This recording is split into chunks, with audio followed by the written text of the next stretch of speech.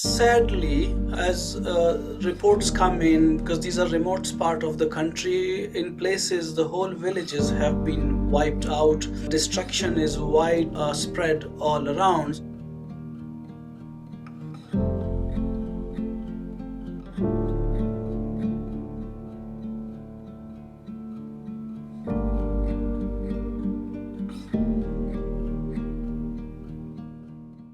It's quite worrying. This earthquake happened in a remote part of western Afghanistan, very close to the Iranian border, next to the city of Herat.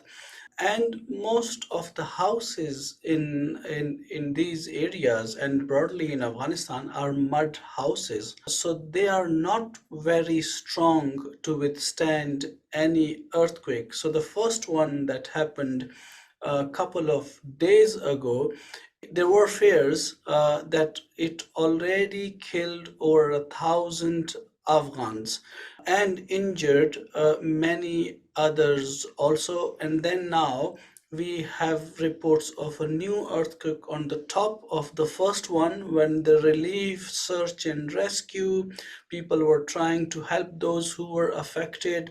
So it really makes life difficult for Afghans. Let's not forget, Afghans have been going through difficult times for over 40 years now.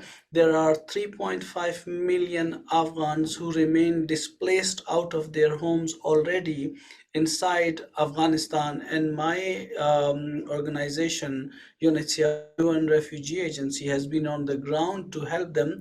But this really makes life difficult for Afghans who have been affected by a new round of tragedy. Sadly, as reports come in, because these are remote part of the country, in places the whole villages have been wiped out. Destruction is wide spread all around. It may take time to know the real picture, but we estimate that at least 12,000 people have been affected by these one after another earthquakes that have come in the last few days.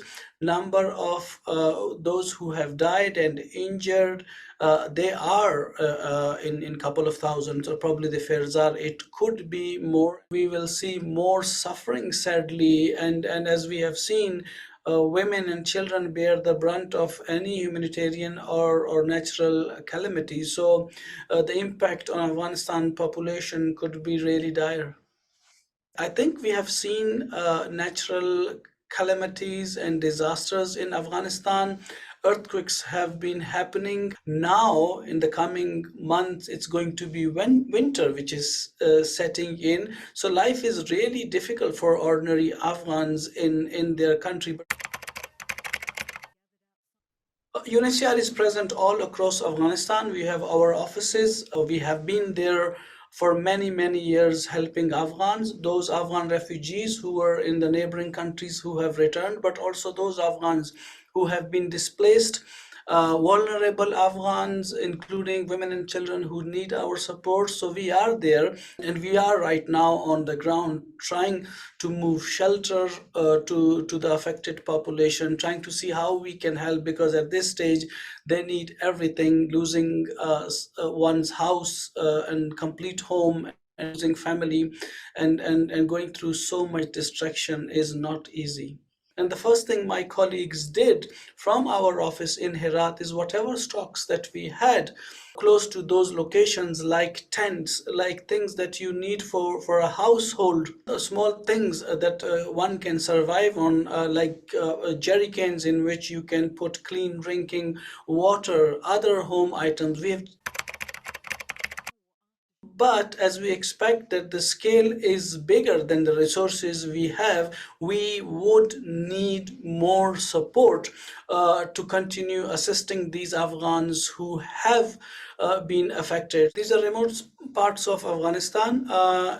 Mostly the de facto authorities or the administrations, they would not have all the resources in terms of rescuing people in time, removing rubble from people's houses. These are mud structure or mud houses, which even even a small jolt can bring them down to the ground. Or what is being reported by our colleagues on the ground is destruction in terms of villages being wiped out.